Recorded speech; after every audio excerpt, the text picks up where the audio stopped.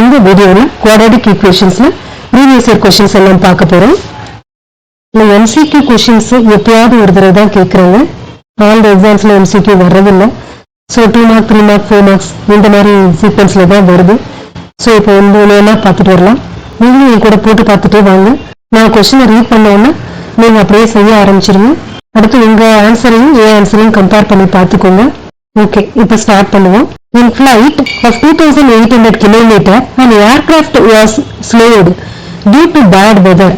Its average speed is reduced by 100 km per hour, and by doing so, the time of flight is increased by 30 minutes. Find the original duration of the flight. Bad weather நால flight ஓட speed reduce பண்றாங்க 100 km per hour க்கு. அப்ப journey time வந்து 30 minutes increase ஆயிடுது. Speed reduce ஆனனால time increase ஆயிருக்கு. இப்ப நமக்கு கேட்டிருக்கிறது original duration of the flight. Okay, இப்ப நம்ம ஒரிஜினல் டியூரேஷன் தான் எக்ஸ்ல எடுத்துக்கணும். எது தேவையோ அதை தான் எக்ஸ்ல எடுத்துக்கணும். Okay, let x be the original speed of the aircraft.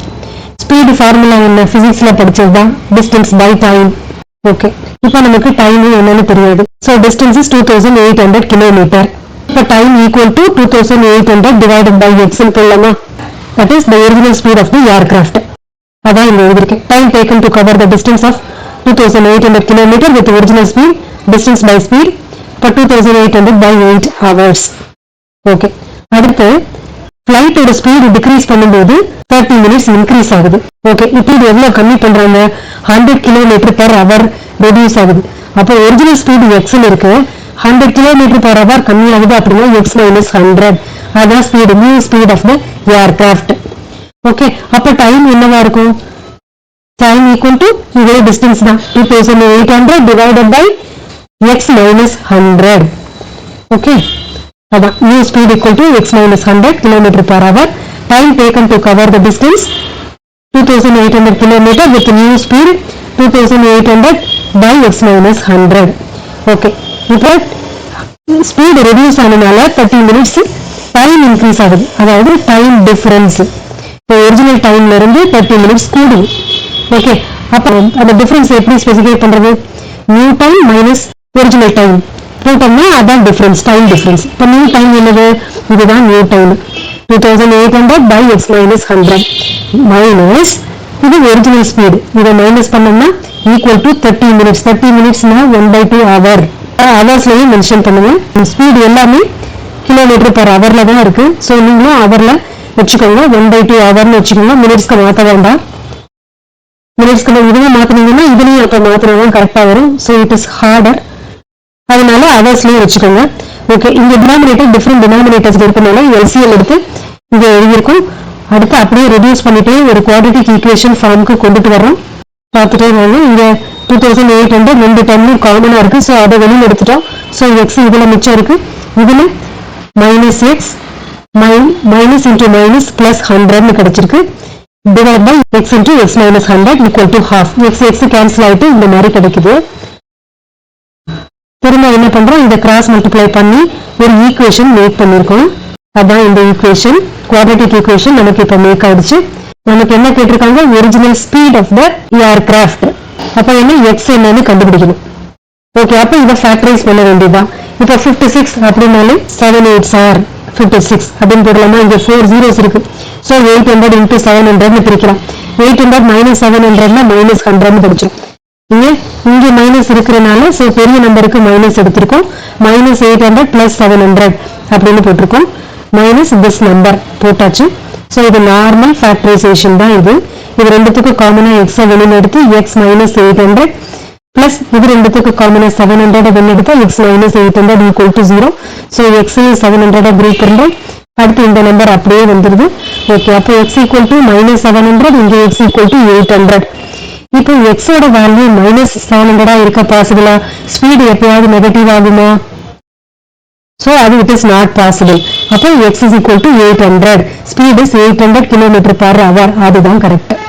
இப்போ ஸ்பீடு கால்குலேட் பண்ணியாச்சு. அப்போ நம்ம क्वेश्चनல என்ன கேட்டிருக்காங்க? Original duration of the flight. இப்போ ஒரிஜினல் ஸ்பீட் என்னன்னு கண்டுபிடிச்சிருக்கோம். x தான் நம்ம இப்ப கண்டுபிடிச்சோம். அப்போ டிஸ்டன்ஸ் பை ஸ்பீடுன்னு போட்டா டைம் அப்ப அதான் போட்டுடலாமா? 2800 so distance divided by the speed போட்டுட்டோம்னா ஆன்சர் 3.5 hours கிடைச்சிருது. ட்ரை பண்ணி பாருங்க இந்த problem. the denominator of a fraction is 1 more than twice the numerator. so numerator x ன்னு எடுத்துட்டோம்னா denominator என்ன வரும்? 1 plus 2x ன்னு வந்துருமா? twice of the numerator. okay, அப்ப 2x 1 more than twice அப்படிங்கும்போது 1 plus 2x ன்னு வந்துரும் denominator. சரியா? x be the numerator and denominator be 1 by 2x plus 1. if the sum of the fraction and its reciprocal is 16 by 21, find the fraction. okay, இப்போ original fraction plus reciprocal of the given fraction equal to this அப்படின்னு கொடுத்திருக்காங்க. okay, அப்போ original fraction என்ன? x by 2x plus 1 அப்படின்னு வந்துருமா? அதான் original fraction. the given fraction is this. okay, அடுத்து இது எழுதணும். original fraction plus reciprocal of this. this is the original plus reciprocal 2x plus 1 divided by x அதான் இது equal to this given value போட்டிருக்கோம். இப்போ இங்க மிக்சர் ஃபிராக்ஷனா இருக்கா? அதை வச்சு நம்ம ஒன்றும் கால்குலேட் பண்ண முடியாது. ஸோ இம்ப்ராப்பர் ஃபிராக்ஷனா மாத்திக்கிறோம். 21 into 2 42 42 plus 16 58. ஸோ 58 by 21 வரும். ஓகே, லெஃப்ட் சைடு இந்த ஆன்சர். ஓகே, இப்போ இதை சிம்பிளிஃபை பண்ணுறதுக்கு இந்த டேர்ம் y ன்னு எடுத்துக்கிறோம். let y be x by 2x plus 1 and அப்ப இது என்ன? இது ரெசிப்ரோக்கல் தானே. அப்ப 1 by y y plus 1 by y equal to this value. Okay, அதான் இங்க எழுதிருக்கோம். அப்ப இங்க இது என்ன பண்ணணும்? இதை LCM எடுத்து சிம்பிளிஃபை பண்ண வேண்டியதான். அப்ப y LCM எடுத்தோம்னா y squared plus 1 equal to this value போட்டுடலாம். அடுத்து கிராஸ் மல்டிப்ளை பண்ணி ஒரு குவாட்ராட்டிக் ஈக்குவேஷனா மேக் பண்ணியாச்சு. ஸ்டாப் பண்ணி நீங்களும் பண்ணுங்க, ஆன்சர் செக் பண்ணணும்ல. ஓகே, இப்போ இந்த குவாட்ராட்டிக் ஈக்குவேஷனை சிம்பிளிஃபை பண்றதுக்கு இங்கே y ஸ்கொயருக்கு கோஎஃபிஷியன்ட் 21 இருக்கு. ஸோ இந்த கோஎஃபிஷியன்ட்டை கான்ஸ்டன்டோட மல்டிப்ளை பண்ணா 441. தட் இஸ் த ப்ரொசீஜர் இல்லையா? ஒரு குவாட்ராட்டிக் ஈக்குவேஷனுக்கு y ஸ்கொயருக்கு கோஎஃபிஷியன்ட் இருந்ததுன்னா அந்த கோஎஃபிஷியன்ட்டை கான்ஸ்டன்டோட மல்டிப்ளை பண்ணிடணும்ல. அதான் இங்க பண்ணிருக்கேன். That is 441. ஸோ இந்த 441 ஸ்பிளிட் பண்ணணும். ரெண்டு நம்பரை ஸ்பிளிட் பண்ணணும். அந்த நம்பர் ஸ்பிளிட் பண்ற நம்பரை ஆட் பண்ணா இந்த மிடில் டேர்ம் வரணும். அப்போ அது என்ன நம்பர்னு கண்டுபிடிக்கிறதுக்காக இந்த மாதிரி ஒரு ஃபேக்டரைசேஷன் போட்டு பார்த்துருக்கேன். இப்போ என்னென்ன நம்பர் 7 7s are 49 49 plus 9 போட்டோம்னா இந்த 58 வருது. So this is negative, this is positive. அப்போ மைனஸ் மைனஸ் இது ரெண்டுமே மைனஸ் மைனஸா இருந்தாலும் ஆட் பண்ணா இங்க 58 வரும், இங்க பிளஸ் 21 வரும். ஓகே, அப்போ -49 -9 வரும். இந்த மிடில் டேர்மை ஸ்பிளிட் பண்ணிருக்கோம். ஸ்பிளிட்டிங் த மிடில் டேர்ம் கான்செப்ட் யூஸ் பண்ணி. ஸோ அப்போ இந்த மாதிரி வருது. அடுத்து இது ரெண்டு டேர்முக்கும் காமனா 7y வெளியில் எடுத்தா 3y, இதுல 3y இதுல 7 மிச்சம் இருக்கு. அடுத்து இதே நம்பர் இங்க வரணும், செகண்ட் வரணும்னா -3 வெளியில் எடுத்தாதான் பாசிபிள். ஸோ -3 வெளியில் எடுத்திருக்கேன். அப்போ இங்க ரிமைனிங் 3y, இங்கே -7 equal to 0. 7 இப்போ குரூப் பண்ணுங்க. 7y -3 அடுத்து 3y -7 equal to 0. ஸோ இப்போ இந்த டேர்ம் ஈக்குவல் டு 0 இல்லைன்னா இந்த டேர்ம் ஈக்குவல் டு 0வா இருக்கும். அப்போ y ஈக்குவல் டு 3/7, இங்கே y ஈக்குவல் டு 7/3 கிடைக்குது. ஸோ இதுதான் கண்டுபிடிக்க வேண்டிய ஃபிராக்ஷன். இப்போ நம்ம கொஸ்டின்ல கொடுத்துருக்கவே ஃபைண்ட் தி ஃபிராக்ஷன் தான். ஃபைண்ட் தி ஃபிராக்ஷன். இப்போ அதை கண்டுபிடிச்சிட்டோமா? கட்டாயம் இந்த ப்ராப்ளமை ட்ரை பண்ணி பாருங்க. Third one, find the sum and the product of the roots of the quadratic equation 2x squared minus 9x plus 4 equal to 0. இது நம்ம புக்ல கொடுத்திருக்கிற சிமிலர் டைப் ஆஃப் ப்ராப்ளம் தான் இது. ஸோ இந்த கொடுத்திருக்கிற இந்த ஈக்குவேஷனுக்கு sum and product of the roots கண்டுபிடிக்கணும். ஓகே, அப்போ ஆல்ஃபா பிளஸ் பீட்டாவும் ஆல்ஃபா பீட்டாவும் கண்டுபிடிக்கணும். ஓகே, இப்போ இந்த ஈக்குவேஷன் கொடுத்திருக்கிற ஈக்குவேஷன்ல இருந்து ஏபிசி வேல்யூவை தனித்தனியாக எடுத்து எழுதுங்க. இந்த ஈக்குவேஷனோட form ax square plus bx plus c equal to 0. x ஸ்கொயரோட coefficient is a, that is 2. b x ஓட coefficient that is -9, c constant term plus 4 பிரிச்சு எழுதிட்டோம். ஸோ ஆல்ஃபா பீட்டான ரெண்டு ரூட் எடுத்துட்டோம்னா ஆல்ஃபா பிளஸ் பீட்டானா என்ன, சம் ஆஃப் த ரூட்ஸ் என்னன்னு கண்டுபிடிக்கணும். அதான் இந்த கொஸ்டின். ஸோ ஆல்ஃபா பிளஸ் பீட்டாவா sum of the root, that is equal to -b/a. this is the formula. So அப்போ நம்ம இந்த b abc இந்த வேல்யூஸை இங்க சப்ஸ்டிட் பண்ண போறோம். -7 எடுத்தாச்சு. இந்த b யோட வேல்யூ -9, அதை பிராக்கெட்ல போட்டிருக்கோம். a இங்க இருக்கு. ஓகே, அப்போ -× -+ 9/2 வருது. ஆல்ஃபா பீட்டா அப்படின்னா formula c/a, that is 4/2. c is 4, a is 2, that is 4/2. So equal to 2 கிடைக்குது. இந்த கொஸ்டினே sum of the roots and product of the roots தான் கண்டுபிடிக்க சொல்லியிருந்தாங்க, அது கண்டுபிடிச்சிட்டோம். அடுத்ததுக்கு போலாம். Find the value of p for which one root of the quadratic equation px square minus 14x plus 8 equal to 0 is 6 times the other. கொடுத்திருக்கிற quadratic equationல p என்னன்னு கண்டுபிடிக்கணும். அடுத்து ரூட்ஸ் எப்படி இருக்குன்னு ஹிண்ட்ஸ் கொடுத்திருக்காங்க. one root of the quadratic equation is 6 times the other. அப்போ one root a எடுத்தோம்னா another root 6a எடுக்கணும். ஓகே, அதான் இங்க பண்ணிருக்கேன். let a be one of the root of this equation and another root be 6a. அப்ப root என்னன்னு கொடுத்தாச்சு. அப்ப இதை ஒன்னு ஆல்பான்னு இன்னொன்னு பீட்டான்னு எடுத்துக்கணும். ஓகே, இங்க p எந்த பிளேஸ்ல இருக்கு? எக்ஸ் ஸ்கொயரோட கோஎஃபிஷியன்ட்ல இருக்கு. அப்ப நம்ம என்ன பண்ணணும்? ஆல்பா பிளஸ் பீட்டா கண்டுபிடிக்கணும். ஏன்னா ஏ எவ்வளவு ரெண்டுத்துலயுமே சம் ஆஃப் த ரூட்ஸ்லயும் ப்ராடக்ட் ஆஃப் த ரூட்ஸ்லயும் ஏ இருக்குல்ல டினாமினேட்டர்ல. சோ ரெண்டுமே கால்குலேட் பண்ணலாம். எதுல இருந்து p எலிமினேட் ஆகுது, எதுல p கால்குலேட் பண்ண முடியும்ன்றத பார்க்கணும். Okay, if alpha beta be the roots of the given equation, alpha equal to a and beta equal to 6a எடுத்தாச்சு. So alpha plus beta is equal to a plus 6a. இந்த values இந்த ரெண்டு given roots தானே. one root is 6 times the other அப்படின்னு கொடுத்திருந்தாங்களா, அதான் இது a and 6a. So அது ரெண்டு alpha plus beta add பண்ணும்போது this is the formula minus b by a. இந்த ஃபார்முலால இந்த given equationல இருந்து abc வேல்யூவை பிரிச்சு எழுதுறோம். அதுல இருந்து b and a யோட வேல்யூவை இங்க எடுத்து சப்ஸ்டிட்யூட் பண்றோம். மைனஸ் b யோட வேல்யூ -14 அத பிராக்கெட்ல எழுதிருக்கு. a is p அது எழுதிருக்கும். So minus into minus plus 14 by p னு வரும்.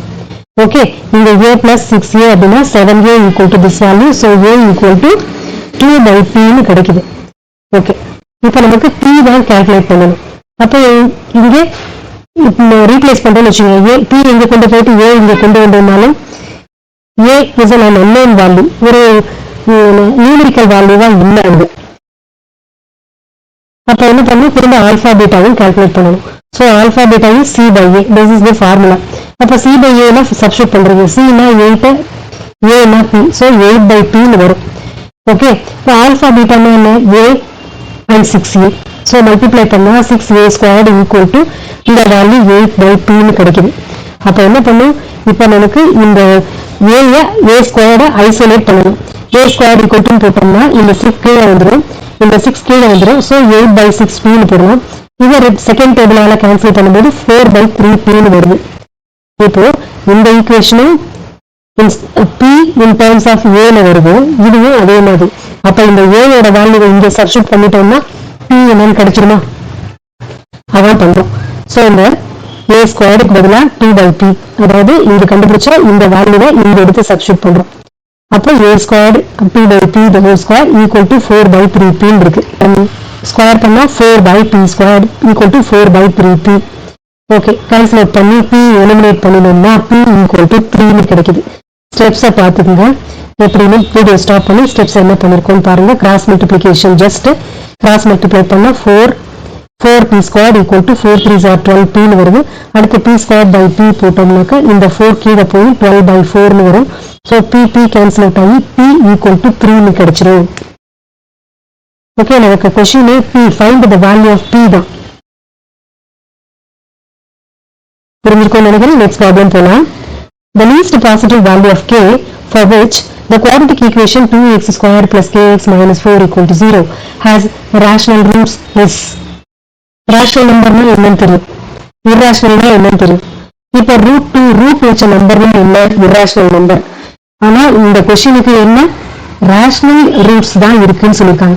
ரேஷனல் ரூட்ஸ் இருந்தா k யோட வேல்யூ என்ன அப்படின்னு கேட்டிருக்காங்க. ஓகே, இப்ப இதுவும் இர்ரேஷனல், இதுவும் இர்ரேஷனல், இதுவும் இர்ரேஷனல் தான். சோ டெஃபினட்டா இந்த மூணு நம்பரும் இல்ல. இதுதான் அப்ப ரேஷனல். அப்ப இதுதான் ஆன்சரா இருக்க முடியும். கேட்டு செக் பண்ணி பார்க்கலாம். உங்களுக்கு ஒரு நம்பரா வருதா, ஒரு ரியல் நம்பரா வருதா அப்படின்றத பாத்துருவோம். இப்ப k equal to 2 னு போட்டோம்னா பிளஸ் 2 எடுத்துட்டோம்னா இந்த ஈக்குவேஷன்ல k க்கு 2 போட்டு வேல்யூ பார்க்கும்போது 2x square plus 2x minus 4 equal to 0. Okay, இங்க x ஸ்கொயருக்கு கோஎஃபிஷியன்ட் இருக்கு. சோ அத கான்ஸ்டன்ட்டோட மல்டிப்ளை பண்ணா 8 னு வரும். ஓகே, அந்த 8 மைனஸ் 8 னு வருது. அந்த மைனஸ் 8 இங்க பிளஸ் 2 வர்ற மாதிரி ரெண்டு நம்பரா ஸ்ப்ளிட் பண்ணணும். ஓகே, அப்போ 4 minus 2 னு போட்டீங்கன்னா பிளஸ் 2 வந்துடும். ஸோ பிளஸ் 4 minus 2 அதான் அப்ப ஸ்பிளிட்டிங் த மிடில் டேர்ம் கான்செப்ட்ல இங்க போட்டு ஃபேக்டரைஸ் பண்ணிருக்கோம். அடுத்து x = 1 x = -2 கிடைச்சிருக்கு. இப்ப k = -2 போட்டோம்னா இதே மாதிரி இன்னொரு ஆன்சர் கிடைக்குது. அப்ப நம்ம ஆன்சர் என்ன? k = +2 இல்ல -2 போட்டாதான் நமக்கு ரேஷனல் வேல்யூஸ்க்கு கிடைக்குது. Hence to get the rational value of x, k must be +or-2. Find the discriminant of the quadratic equation 4x square minus 5 = 0 and hence comment on the nature of the roots of the equation. Discriminant என்னன்னு கண்டுபிடிக்க சொல்லிருக்காங்க. quadratic equationக்கு discriminant என்ன? அடுத்து அந்த nature of the roots என்னன்னு கேட்டிருக்காங்க. discriminant உங்களுக்கு தெரியும். b square minus 4ac என்னன்னு கண்டுபிடிக்கணும். b = b square minus 4ac இல்லையா? ஸோ அதான் discriminant. ஞாபகம் இருக்கும்னு நினைக்கிறேன். The discriminant of the quadratic equation ax square plus bx plus c = 0 is b = b square minus 4ac. If b is greater than 0, then the equation has two real distinct roots. b greater than 0 இருந்தா two real distinct roots கிடைக்கும். b equal to 0 இருந்தா has only one real root. அதாவது two equal roots. one root தான் இருக்குன்னு அர்த்தம் என்ன? ரெண்டு ரூட்டுமே ஒரே answer. has two equal roots அப்படின்னு அர்த்தம். ஓகே, இப்ப அந்த கிடைக்கிற ஆன்சரை வச்சு நம்ம என்ன what type of root we have அப்படின்றத பார்த்துடலாம். ஸோ கொடுத்துருக்கிற equation 4x square minus 5 = 0. x டேர்மே இங்க இல்லை, ஸோ அது 0x எடுத்துக்கிறோம். ஸோ டிஸ்கிரிமினன்ட் கால்குலேட் பண்றதுக்கு b square minus 4ac formula. அப்போ நமக்கு b ஓட டேர்ம் என்னன்றது தெரியணும்ல. இங்க b-னா என்ன? x ஓட கோஎஃபிஷியன்ட் தான் b. ஸோ இங்க b டேர்மே அந்த x ஓட டேர்மே இங்க மிஸ்ஸிங், அதனால அதை 0x எடுத்துக்கிறோம். 4x square plus 0x minus 5 = 0. இது டிஸ்கிரிமினன்ட் கால்குலேட் பண்றதுக்காக மட்டும்தான் அந்த இது போறோம். ஓகே, ஃபைண்ட் தி டிஸ்கிரிமினன்ட் கொடுத்தனால அப்படி போகணும். அதர்வைஸ் நீங்க ரூட் மட்டும் தான் கால்குலேட் பண்ணணும்னா 4x square = 5 அப்படி போய்க்கலாம். ரூட்ஸ் ரேஷனல் நம்பரா இருக்கலாம். இங்க நமக்கு டிஸ்கிரிமினன்ட் கால்குலேட் பண்ண சொல்றதுனால நம்ம b square minus 4ac ஃபார்முலாக்கு போறோம். ஓகே, இந்த ஈக்குவேஷன்ல இருந்து x square ஓட coefficient a, so a = 4, x ஓட கோஎஃபிஷியன்ட் தான் b, so b = 0, constant term is -5 பிரிச்சு எழுதிட்டோம், that is c. so b square minus 4ac ல சப்ஸ்டிட்யூட் பண்றோம். b 0 நால, so 0 square minus 4 into a is 4 and c is -5. so 4 4s are 16, 16 into 5, so 80.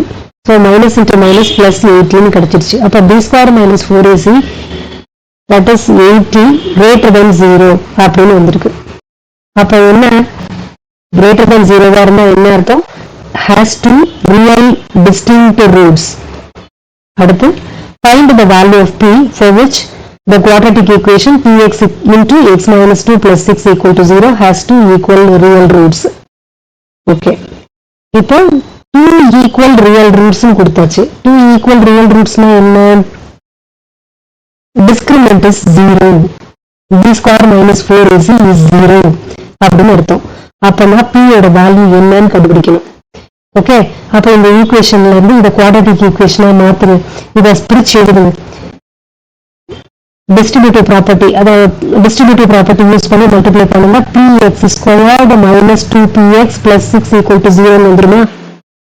வந்துருச்சா? அதான் இங்க எழுதிருக்கேன். அடுத்தது இதுல இருந்து abc டேர்ம்ஸ் பிரிச்சு எழுதுங்க. a is x square coefficient is a, that is p, x ஓட coefficient b, that is -2p, constant term is c, that is 6 பிரிச்சு எழுதிருக்கோம். so b square minus 4ac ல சப்ஸ்டிட்யூட் பண்றோம். discriminant 0 கொடுத்துட்டாங்க. has two equal real roots கொடுத்திருக்காங்க. so discriminant is 0, that is b square minus 4ac is 0, அந்த 0 தான் இது. so equate பண்ணினா p = 6 னு கிடைக்குது. just simplification தான் இது. நம்ம ரிவிஷன் கண்டிஷன்ல இருக்கறனால நான் ரொம்ப எக்ஸ்பிளைன் பண்ணல. இதெல்லாம் பேசிக் திங் உங்களுக்கே புரிஞ்சிருக்கும். நெக்ஸ்ட் क्वेश्चन போறேன். While designing the school yearbook, a teacher asked the student that the length and width of a particular photo is increased by n units each of double the area of the photo. The original photo is 8 cm long and 12 cm wide. Based on the above information, answer the following questions. Write an algebraic equation depicting the above information. Okay, இந்த information வச்சு ஒரு algebraic equation make பண்ண சொல்லியிருக்காங்க. School magazine ஒன்று ready பண்றாங்க.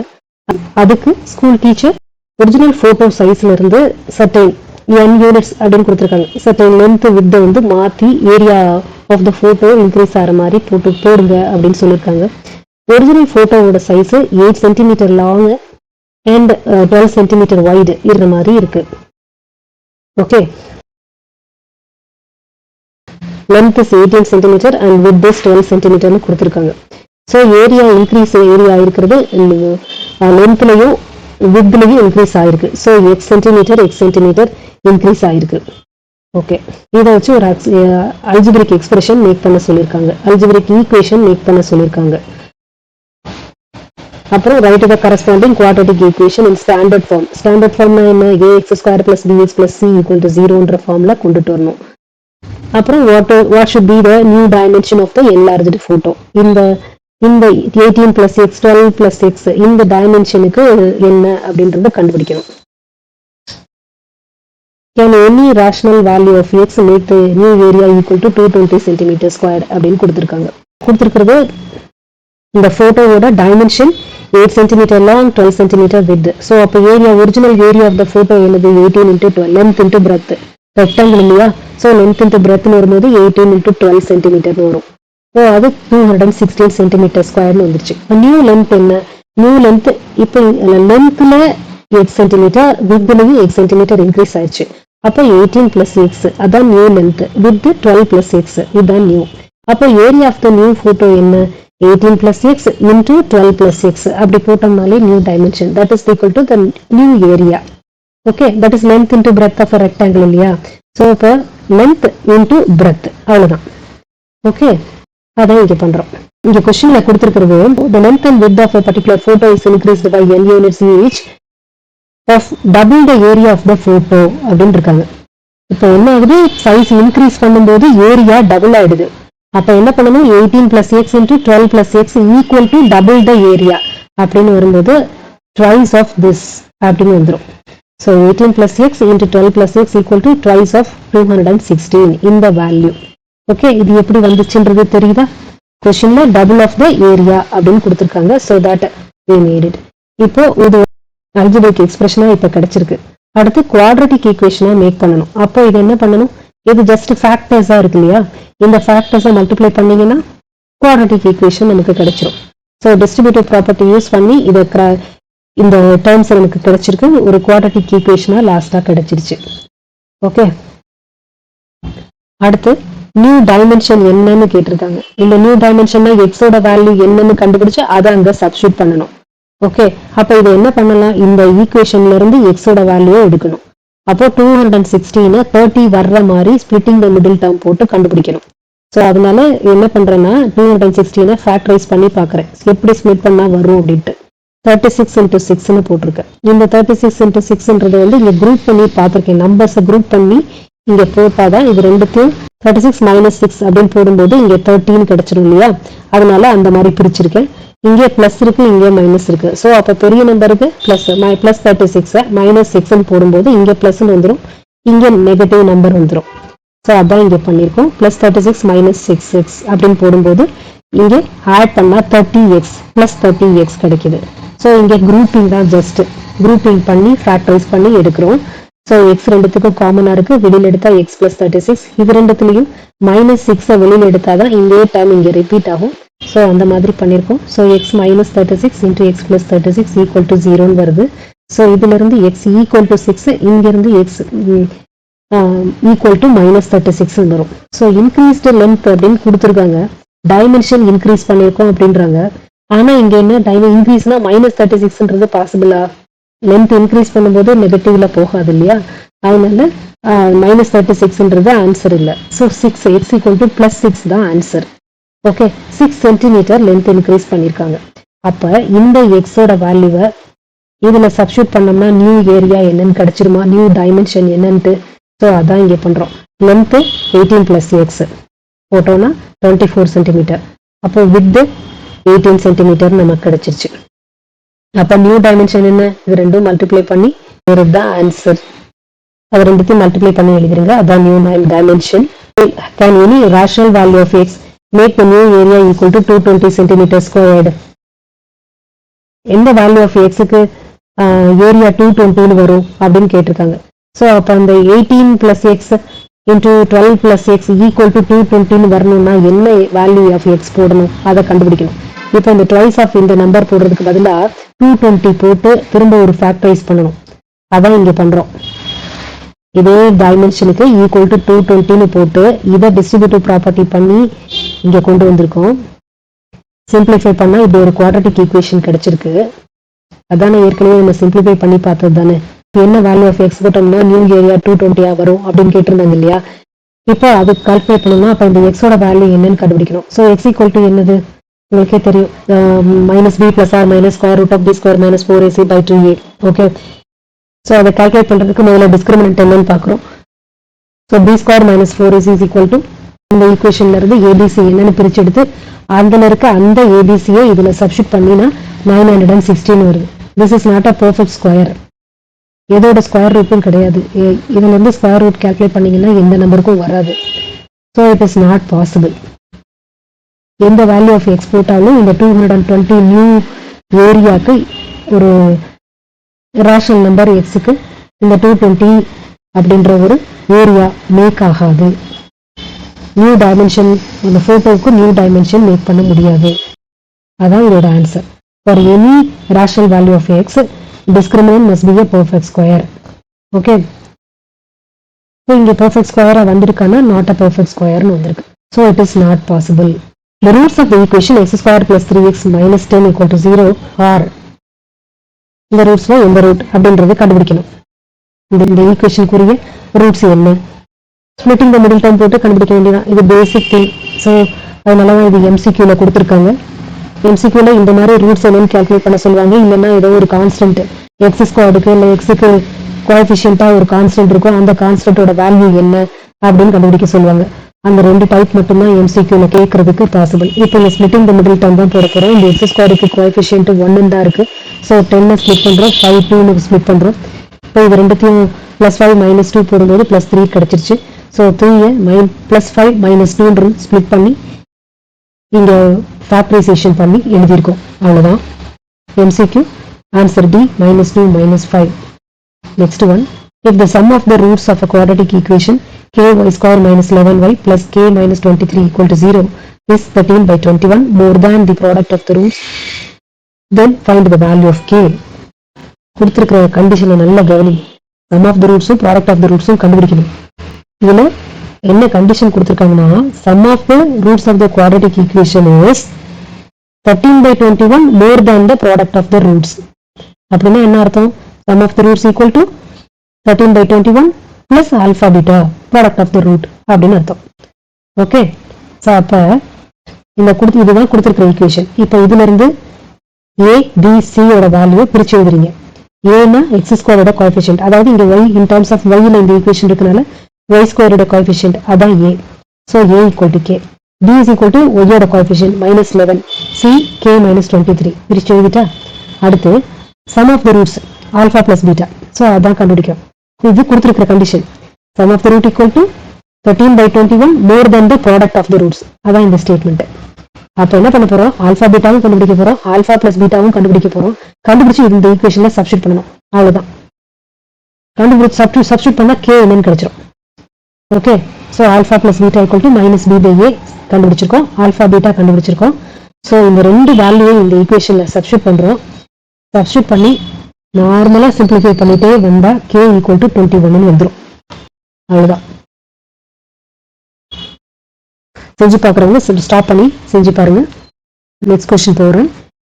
In the picture given below, one can see a rectangular in ground swimming pool installed by a family in their backyard. There is a concrete sidewalk around the pool of width xm. The outside edges of the sidewalk measure 7 metre and 12 metre.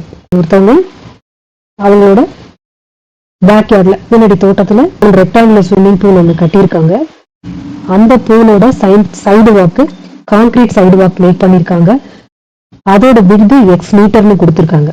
Okay, இப்போ அந்த outside edges of the sidewalk measures அந்த concrete சுவரோட சேர்த்து அந்த swimming பூலோட length and width என்னன்னு கொடுத்துருக்காங்க.